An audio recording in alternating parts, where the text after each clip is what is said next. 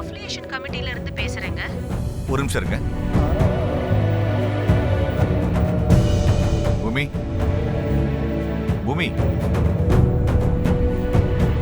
பூமி. என்ன மாமா? அஃபிலியேஷன் விஷயமா கமிட்டில இருந்து ஃபோன் பண்ணிருக்காங்கம்மா.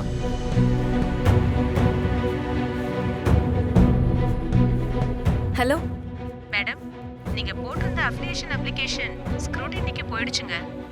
நாளைக்கு எங்க கமிட்டி மெம்பர்ஸ் வந்து உங்க இன்ஸ்டிடியூட்டை இன்ஸ்பெக்ட் பண்ணுவாங்க மேடம். அப்போ ப்ராசஸ் அடுத்த கட்டத்துக்கு போயிடுச்சா? ஆமா மேடம். நாளைக்கு உங்களோட அரேஞ்ச்மெண்ட்ஸ், ஃபெசிலிட்டி, ஸ்டாண்டர்ட் எல்லாம் செக் பண்ணிடுவாங்க. எல்லாமே சாட்டிஸ்ஃபைடா இருந்தா ப்ராசஸோட அடுத்த கட்டத்துக்கு அவங்க போவாங்க மேடம். அண்ணா சொல்றா, உண்மை தெரிஞ்சதுக்கு அப்புறமும் எதனால இப்படி இருக்க?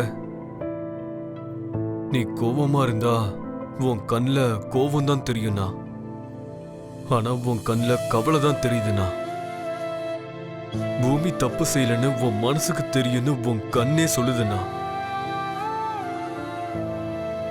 நீ எல்லாரையும் ஏமாத்தலாம்னா, பூரிய ஏமாத்தலாம், பிரியமாவை ஏமாத்தலாம், ஆனா உன்னை பத்தி எல்லாமே தெரிஞ்ச என்ன நீ ஏமாத்த முடியாதுண்ணா. எதனாலண்ணா? எதுக்காக இப்படிலாம் பண்ற? பூமி எந்த தப்பும் செய்யலன்னு தெரிஞ்சதுக்கு அப்புறமும் எதுக்காக அவளை ஒதுக்கி வைக்கிற?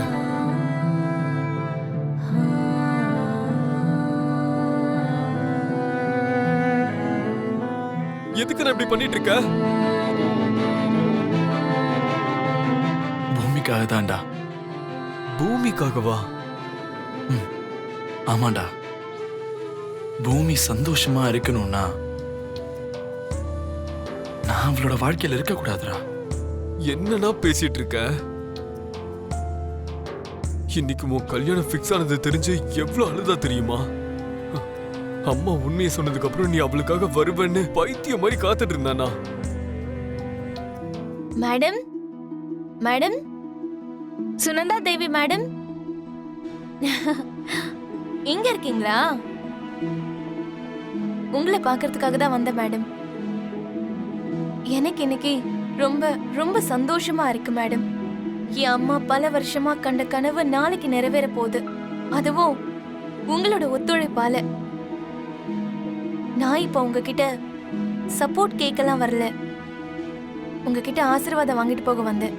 என் அம்மாவுக்கு அப்புறம் என்னை பத்தி முழுசா புரிஞ்சுக்கிட்ட ஒரு நபரா என் கண்ணுக்கு நீங்க தெரிஞ்சீங்க. இது ஒரு சின்ன அன்பளிப்பு மேடம். என் அம்மா சாமிக்கு புடவையும் சலங்கையும் சமர்ப்பிப்பாங்க. இப்போ நானும் என் அம்மா மாதிரியே இதை உங்களுக்கு கொடுக்கணும்னு நினைக்கிறேன்.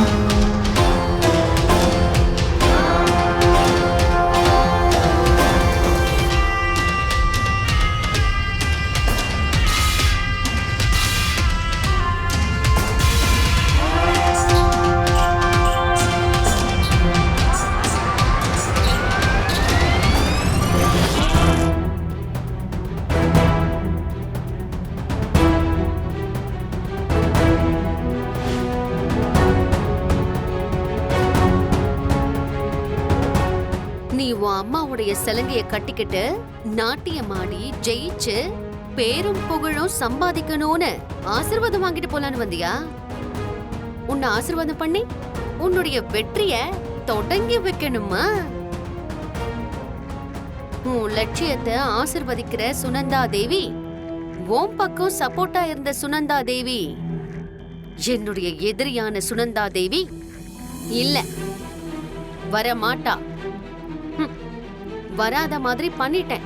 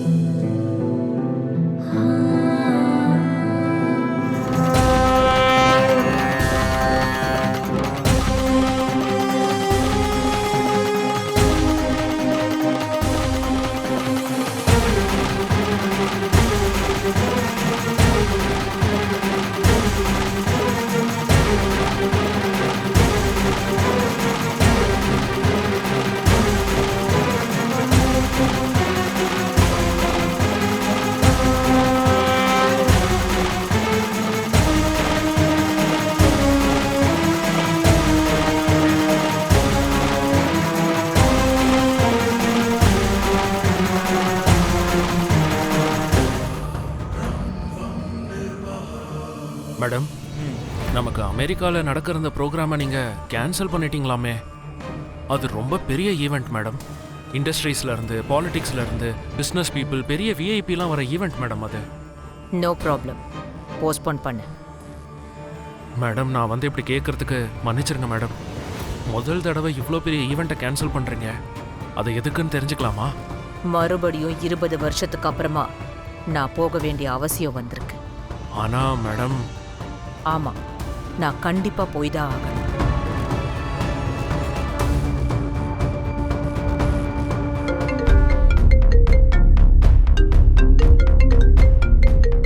சொல்லு தாரா.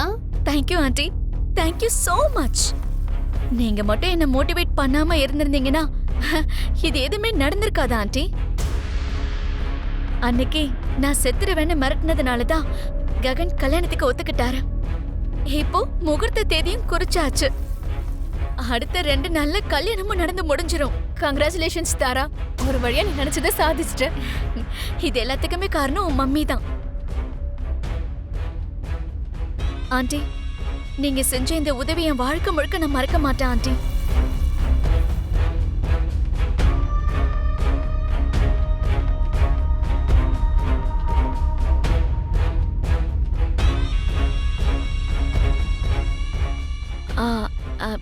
என்னம்மா இதெல்லாம்? யார் நீங்க? அபூர்வா அம்மா அனுப்பி வச்சாங்க மேடம்.